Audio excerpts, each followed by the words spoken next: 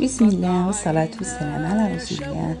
مرحبا بكم في فيديو جديد. اليوم إن شاء الله جبت لكم حلوة الليمونة، تجي بزاف بنينة بحشوة السيترون المنعشة، تجي سهلة ماهلة وتجي كرافة بنينة. بلا ما نطول عليكم شوفوا طريقة التحضير.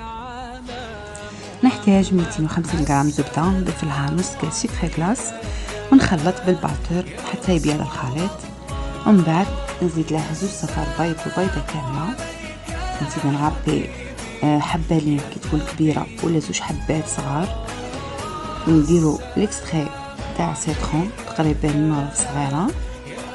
انا هاد الوصفة المعتمدة عندي نديرها بزاف، ونزيد نص كاس مايزانة ونكمل بالفارينة حتى تولي عندنا عجينة طرية. بهاد الطريقة نشوفو كيفاش تجي. انا درت حمل موديل غير باش تنوعي وانتم ديروا الشكل اللي يعجبكم.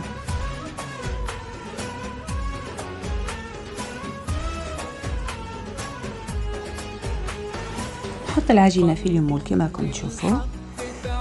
درجه حراره الفرن 160 درجه، ومده تطيبها بالخف. كي تحمر تنحوها حوالي 20 دقيقه.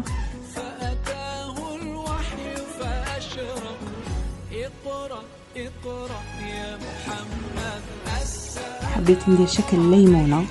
انا هذا المول شريته، انا عندي فيه شحال من عام، قلت علاش ما نديرهاش، تجي بزاف بنينه وسهله.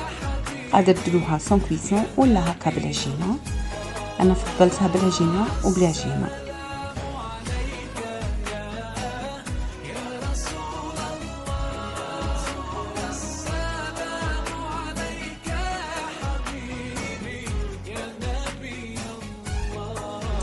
بعد ما طابوا نحيهم.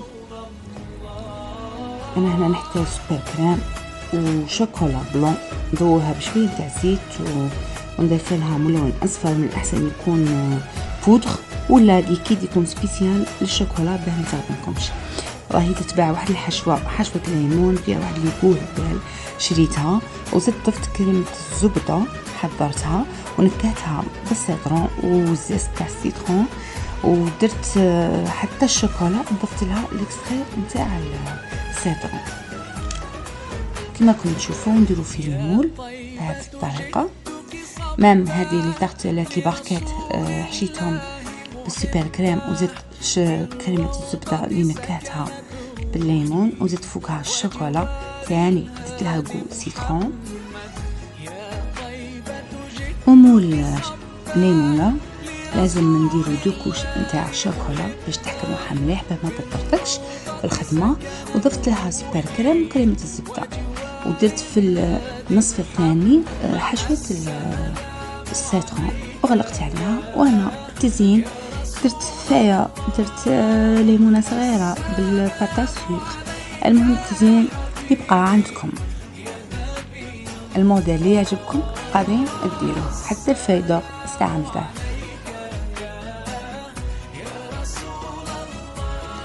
حلوتنا حاضرة لنا اليوم، بنتها روعة، تجي تذوب في الفم.